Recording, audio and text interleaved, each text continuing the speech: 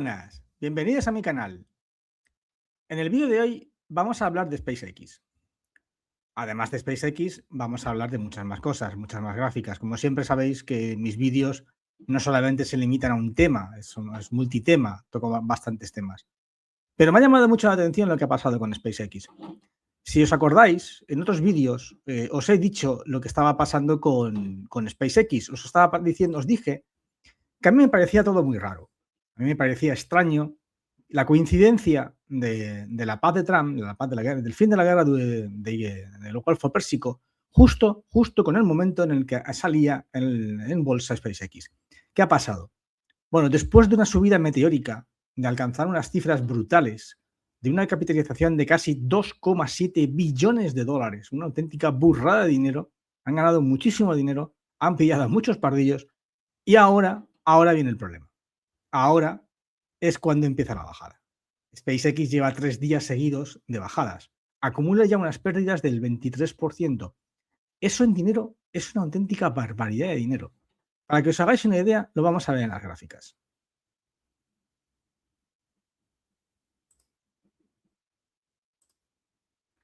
Fijaros, para que estéis en perspectiva de cuánto dinero han perdido, tened en cuenta que si estaban en 2,7 billones y han perdido un 23%, estamos hablando de que la pérdida en dinero sobrepasa los 600 millones de dólares. 600 millones de dólares. Fijaros porque es muy importante. El acuerdo de paz, uno de los puntos más importantes es que a Irán, Estados Unidos, se ha comprometido a darles 300.000 millones de dólares. Bueno, pues las pérdidas de estos 3 días son de 600.000 millones de dólares, el doble solo en 3 días. Para que os hagáis una idea de la montaña de dinero que ha generado todo esto y el negociazo que han hecho con la firma de paz. ¿Seguirá cayendo SpaceX? ¿Tendremos más movida? ¿Tendremos más historia? Pues probablemente sí. Vamos a ver un poco lo que pasa en los próximos días o no, o se estabiliza el mercado. Pero desde luego, la narrativa de la inundación de petróleo, del fin de los problemas con la guerra de Irak, ha tenido mucho éxito. Ha tenido mucho éxito porque ha conseguido que SpaceX haya podido capitalizarse en nada menos que 2,7 billones de dólares. Fijaros la subida meteórica de la gráfica y la bajada de ahora. La bajada, como poco a poco va bajando. Y hay un montón de dinero de un montón de gente, porque recordad que la mayoría de los inversores que han entrado aquí son inversores minoristas que han perdido mucho dinero. Han perdido muchísimo dinero. 600.000 millones de dólares en pérdidas. Es una auténtica barbaridad de dinero que se ha perdido en estos días. Pero hay otras cosas extrañas que están ocurriendo. Pasan más cosas. Pues fijaros esta gráfica. Estas son las posiciones en corto con los futuros del Bren. ¿Qué está pasando? Como los medios de comunicación llevan días o semanas vendiendo que va a haber una inundación de petróleo, que el petróleo va a ser gratis prácticamente, que vamos a bajar a 20 dólares, hay millones de personas que se han posicionado en corto. Todas se han posicionado en corto, hasta provocar esta gráfica. El mayor volumen de posiciones en corto en toda la historia de los precios del Bren se ha producido hoy. O sea, hay tanta gente que ha comprado el discurso de que el Brent va a ser gratis, de que el petróleo va a ser gratis, que se han posicionado todos en corto. Ahora, la pregunta es, ¿y si no es gratis, qué ocurre? ¿Y si resulta que el petróleo no baja a 20 dólares? ¿Qué va a pasar con toda esta gente? ¿Qué va a ocurrir con todo este dinero? Pues lo que va a ocurrir es que si al final, por alguna casualidad del destino, los alcistas tenemos razón, y en agosto Estados Unidos deja de sacar reservas, porque nosotros miramos estas gráficas, nosotros miramos las gráficas de los inventarios, nosotros vemos que no hacen más que caer, vemos que cada vez hay menos reservas, vemos que el tráfico de Hormuz sí se está reanudando, pero muchos de los barcos que están pasando en realidad son barcos iraníes que no van a restablecer reservas de Estados Unidos, sino que lo que van es a China. Pues seguimos pensando lo mismo. Yo sigo pensando lo mismo. Yo sigo teniendo dudas. Lo siento, ya sé que no compro el discurso de la inundación de petróleo. Lo siento. No compro esto. No compro todo el mundo apostando a lo baja. ¿Qué se le va a hacer? Yo apuesto a que esto nos puede dar problemas. Yo apuesto a que el mínimo histórico en Cushing, el mínimo histórico en los inventarios de petróleo, la situación crítica en la que están, unido a que no estamos viendo un tráfico brutal y súper rápido de barcos por Hormuz, me hace pensar que podemos llegar a agosto y Estados Unidos parar de nivelar reservas.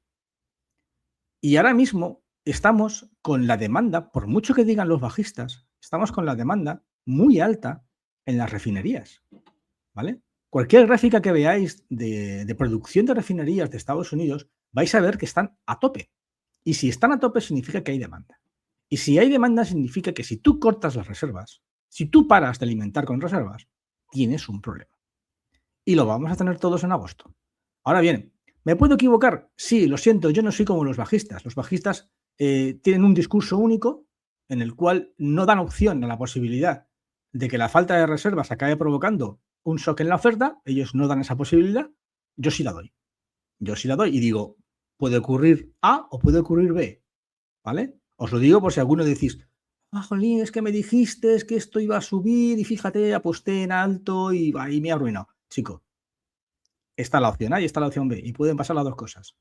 Puede ser que al final efectivamente sean la leche y sean muy rápidos y consigan esa inundación y entonces en julio y en agosto no pase absolutamente nada y el petróleo efectivamente acabe en 20, como dicen ellos, o puede ser la otra opción, la opción B, que efectivamente las reservas se acaben, no dé tiempo, no venga esa inundación y en agosto tengamos todos un problemón. ¿Qué pasará? Pues lo vamos a ver en agosto. Por lo pronto lo que sí vemos es esto. Esta noticia avisando del problema de los fertilizantes. Las organizaciones están diciendo que van a tardar meses en que el precio de los fertilizantes se estabilice. Es decir, nos espera un invierno, y eso ya es real, eso ya no te lo quita nadie. Nos espera un invierno con altos precios en los fertilizantes. Pero no solamente es eso, porque se van a juntar más cosas. Se van a juntar un alto precio en los fertilizantes, se va a juntar el niño y se va a juntar la época de siembra en el hemisferio sur. Las tres cosas juntitas a la vez significa que vas a tener riesgo de cosechas por las temperaturas, riesgo de cosechas por el alto precio de los fertilizantes y riesgo de cosechas porque no se consiga llevar todo el gas y todos los fertilizantes que hay ahora mismo bloqueados en Hormuz a tiempo para poder abastecer a todo el mundo. ¿Y en qué se traduce todo eso? Pues en la alerta de FAO. FAO, la Organización Mundial de la Alimentación, ya ha avisado. Corremos el riesgo de que esto nos comamos un 30% de caídas del comercio de los fertilizantes y se traduzca en hambrunas. No lo digo yo, lo dice la FAO. ¿Vale? Esto no es un tema mío, no es, es que tú dijiste que los precios iban a subir y iba a haber... Lo dice la FAO, no yo. ¿Y qué más cosas pueden provocar que nos comamos un invierno de 2026 bastante inflacionario? Pues una gráfica como esta. Estos son los contenedores, el precio que se paga por los contenedores. ¿Qué está ocurriendo? El precio de los contenedores ha duplicado. Se duplicó como en 2024 con el problema del Mar Rojo o como en 2022 o en 2021 cuando salimos del COVID. Estamos en una situación parecida. Vemos que no para de subir el precio de los contenedores. Si el precio de los contenedores no para de subir y le sumas que tenemos un precio de fertilizantes alto, significa que el precio del transporte en los próximos meses se va a incrementar. Porque además tienes esto, que son el precio de los combustibles para los barcos. El precio de los combustibles de los barcos se ha doblado, con lo cual tienes por un lado el precio del contenedor y por otro lado el precio del combustible. Si juntas las dos cositas, lo que tienes es un transporte muy caro, pero que muy caro en los próximos meses. Pero va a haber una inundación de petróleo. Ojalá haya esa inundación de petróleo y no nos comamos un invierno inflacionario. Porque además tienes esto, los efectos del niño. El niño está empezando a golpear, ya estamos viendo las primeras olas de calor bastante potentes, fijaos cómo está Europa. En Berlín se van a alcanzar los 38 grados centígrados. Para que te hagas una idea, 38 grados centígrados en una ciudad como de Berlín es brutal, porque ellos no tienen aire acondicionado en las tiendas, ellos no tienen aire acondicionado en las casas, ellos se comen una ola de calor parecida a la que está sufriendo, por ejemplo, en Madrid o en Barcelona o en otros sitios de España, pero sin aire acondicionado, lo cual las implicaciones que va a tener van a ser espectaculares esta semana. En París están ya también en 38. ¿Qué ocurre con todo esto? Estos efectos se van a repetir. Se van a repetir porque tenemos un niño jodido este verano. Y como se van a repetir, eso va a provocar que muchas de las cosechas se pierdan o tengan enormes problemas, sobre todo en las partes pobres, sobre todo en la India, sobre todo en Brasil, sobre todo en el hemisferio sur. La FAO ya está volviendo a advertir, cuidado con América Latina, cuidado con el Caribe. Ya hemos tenido comentarios en el canal de mexicanos o gente que vive en esas zonas que nos han dicho que los problemas en el Golfo del Caribe van a ser gordos por el tema del niño. Entonces, ojito a los huracanes. O sea, un huracán que te ataque el Golfo, que te machaque refinerías, con las reservas a 250 a mínimos, puede hacer muchísimo, pero muchísimo daño. Vuelvo a decir, esto que han hecho los bajistas, esto que han hecho es una auténtica irresponsabilidad. Sacar todas las reservas únicamente para vender la idea de un petróleo barato, dejar al sistema prácticamente vacío de reservas, es dejarle maniatado y sin poder reaccionar a cualquier problema que ocurra. Os digo, unos simples huracanes que machaquen, ahora que vamos a tener el niño, que machaquen el Golfo y se carguen refinerías, podría provocar un shock en la oferta y llevar al precio del petróleo muy, pero que muy alto. Y todos estos millones de nuevos millonarios que están apostando en corto se pueden llevar un auténtico batacazo, como se los están llevando ahora mismo los que se pensaban que se iban a hacer millonarios con SpaceX.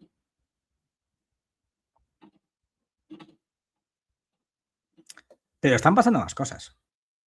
En Japón, el yen está en su precio mínimo, en cambio mínimo con el dólar, en 40 años. Te tienes que ir casi a 1993, lo veis en la gráfica, para ver un cambio con respecto al dólar parecido al actual.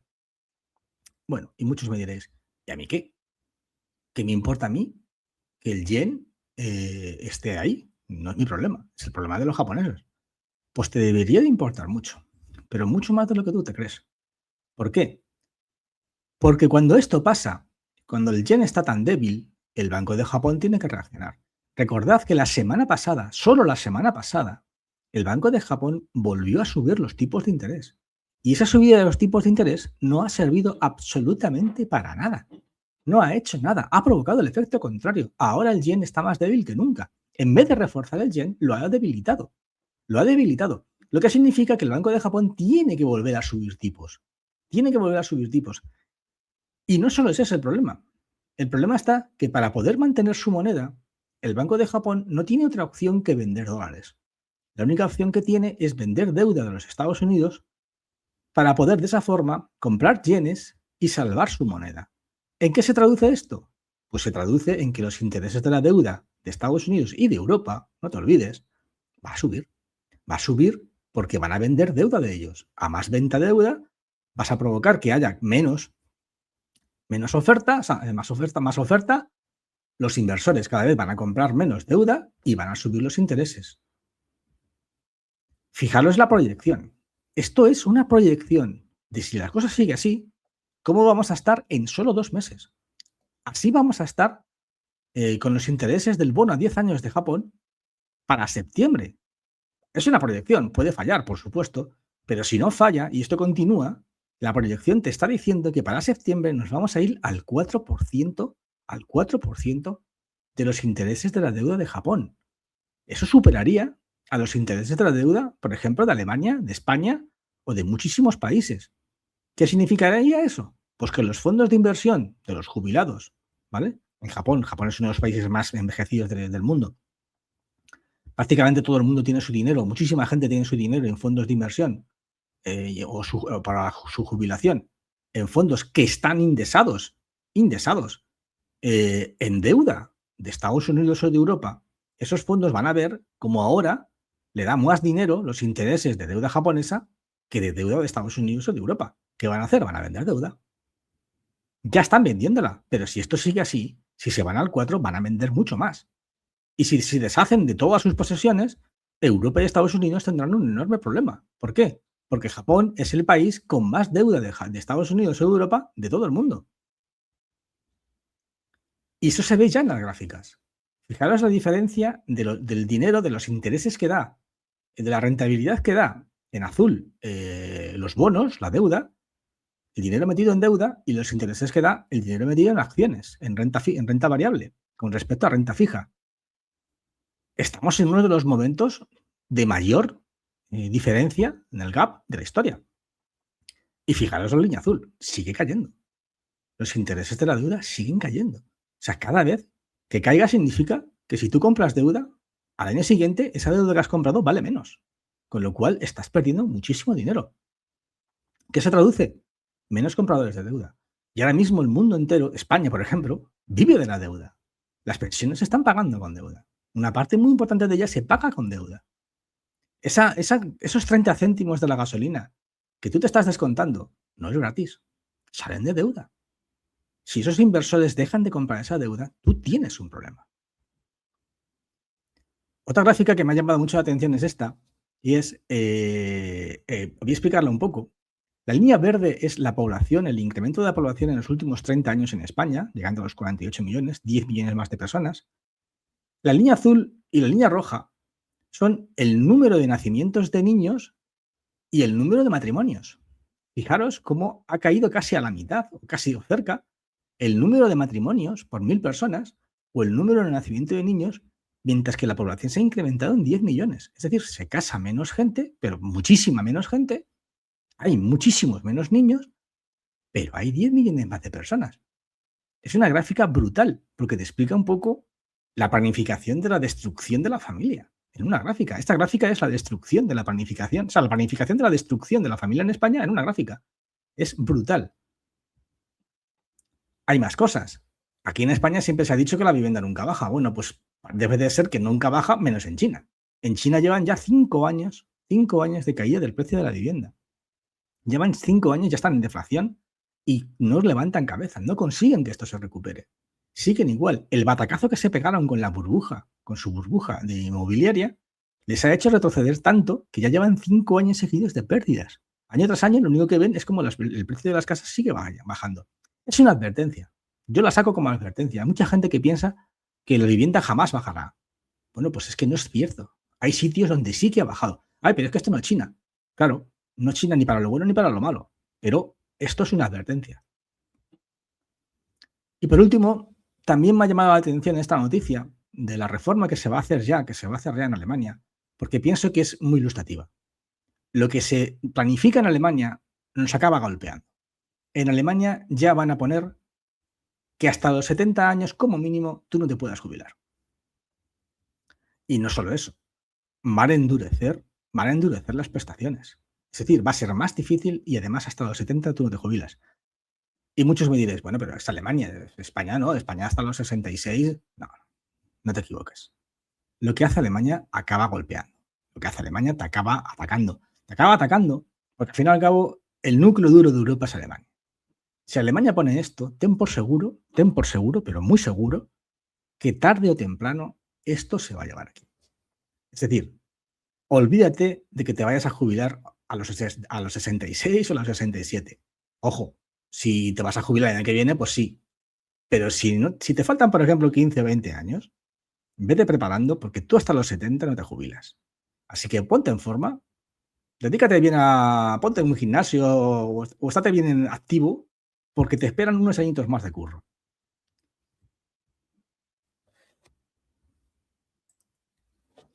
Bueno, y esto es un poco todas las noticias que os quería traer hoy, ¿vale? Quería hacer un vídeo un poco genérico, centrándome primero en lo que está pasando en SpaceX, en cómo están engañando a mucha gente. Lo siento mucho, pero yo lo veo así. Lo de SpaceX siempre me ha parecido un engaño muy potente. Siempre me ha parecido que han intentado hacer coincidir todo para que mucha gente de verdad piense que se va a hacer megamillonaria apostando por SpaceX y ahora se están llevando un palo. Y pienso que está ocurriendo lo mismo con las posiciones en corto en el Bren.